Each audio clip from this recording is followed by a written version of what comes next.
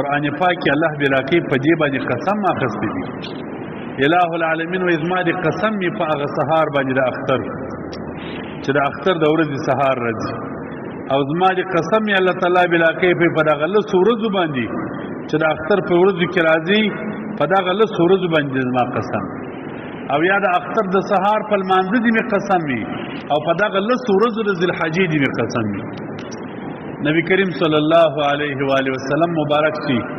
یا الہ العالمین چې کله په یو قسم واخلي دا د هغه ډېر عظیم شرف ته اشاره وي دا کار ډېر د شرف او د قدر شی دی ځکه قسم باندې اخیستی دی کله شرف او د قدر نه وای د هغه قسم یې نه پاخسي میاشت کاره سول دا اوس چې موږ تاسو پکې یو دا ته میاشت ذوالحجه وایي دا د لوی اختر میاشت ورته وایي کله چې به د لوی د اختر میاشت کاره سوله سهار به نبی کریم صلی الله علیه وسلم مبارک روژه نیوله دا مبارک وای یو سړی حال نبی کریم صلی الله علیه وسلم ترال یو چا نبی علیه السلام تو ویل ولدلته یو سړی دی سروز ډیر خوشیږي ګرد عمر دا غزلی وای سروزونه مروزونه وای د دې غانو د دې ډولو د مامو ډیر شوق لري منګر د نور وخت ټول کال په ټول وخت کې د سروزونو ډولو د مامي وای خو دغه میاشت د لوی اختر سپي چې راسي بیا روژې نیسي په دغه لس شپو کې د لوی اختر د میاشتې دا نه شپې د روژې دي لسمه ښه د اختر ده په دغه ورځ بیا روژه نور وخت ګناه وکړي سروزونه وایي ډولو ډمامې کوي په دا ورځ روژه نیولي نبی کریم صلی الله علیه وسلم مبارک دا سړی راوړ اصحاب مبارکان پسې ولاړل هغه سړی نبی علیه الصلاة والسلام ته راوست مبارک علیہ السلام ورته ما حملك على صيام هذه الايام تا ته څه پیښه د نور وخت روژې نه نیسې په دغه میاشت کې چې د الله سپې د لوی اختر راسي ته روژې نیسې دولیر الله پیغمبره انها ایام مشاعر و ایام الحج دا خو د حج ورځې و شپې دي د الہ العالمین یو عظیم عبادت په دې کې کېږي نور مسلمانان ګرده د حج په کار اخته وي فاحببت ان يشركني الله تعالى في دعائهم زما امید وي زما دا خوښه ده چې الله تعالی ما د دې سره په دې کې شریک کړي د دې دعاوې کې ماته حصه پیدا شي زه د دې سره په دې عبادت کې شریک شم دا مې زړه غواړي دا مې خوښه ده په دې خاطر باندې په دغه میاشت کې عبادت روژې نیسم نبی کریم صلی الله علیه وسلم مبارک ورته وایي لك بعدد كل يوم تصومه عتق 100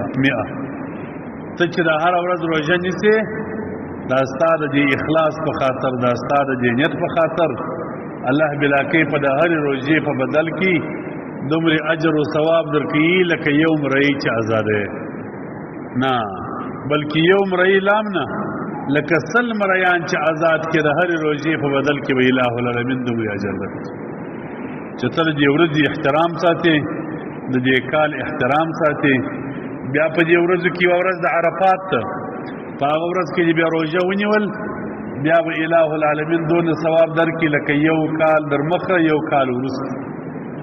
2 کاله چې روژې نیولي او د 2 کالو ګناهونه به الہ العالمین په یوه روژه د عرفات باندې درڅه ورځي چې سړی ونیسي حضرت عبداللہ ابن عباس رضی اللہ تعالی عنہ دا نبی کریم صلی اللہ علیہ وسلم مبارک صحابی دی مبارک فرمائی ما من ایام العمل الصالح فيها احب الى الله عز وجل من رجل في هذه الايام الله بلا کیف ته محبوب عملونه دي د خدای چې خوښ دي ډیر چې د الله تعالی بلا کیف خوشیږي هغه د الله سورۃ عبادت خوشیږي چې دا اوس د لوی اختر د الله سپي د ذوالحجې د میاشتې دا د ټولو ورځو الہ العالمین ته دغه عبادت ډېر خوند ورکوي یو صحابي ورته وایي ای د الله د پیغمبر صلی الله علیه وسلم اصحابي دا نبی کریم صلی الله علیه وسلم مبارک څخه دی را نقل کړي ولل جهاد فی سبیل الله کې سړی د الله بلا کې په لاره کې جهاد وکړي در جهاد ما الله تعالی ته دغه ورځو عبادت ډېر خوند ورکوي دورته ولل جهاد فی سبیل الله الا رجل خرج بنفسه وماله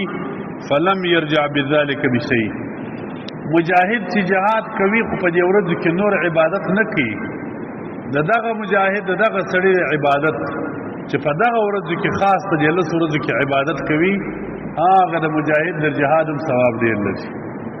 لیکن کدا سے مجاهد و چې خپل مال او خپل توپک او خپل موټرسایکل او موټر او جهاد میدان ته ولاړی، خپل نفس هم بوتلی، خپل مال هم یوړي او بیا هلته جهاد کوي، داغه جهاد او مقام ته داغه مجاهد او مقام ته بیا دغه عبادت نه رسیږي. عام وختو کې عام مجاهدین چې په جهاد کې مصروف وي او دغه شپو خصوصي عبادت د جهاد غیر په نور عبادت سره مصروف وي، بیا دغه عبادت شرف ډیر باندې نو کبه سړی په جهاد کې هم وي او د عبادتوم کې بیا کنه د چند ثواب رسي. مقصد مې دا دی چې دغه ورځې چې الله سورځي دي دا د نور وختو ثواب ډیر لري. قرآن پاک کې الله بلاکې په دې باندې قسم اخیستی دی، الہ العالمین و ازما دی قسم می په هغه سهار باندې د اختر چې د اختر د ورځې سهار راځي، او زما دی قسم می الله تعالی بلاکې په دغه لس ورځو باندې چې د اختر په ورځو کې راځي،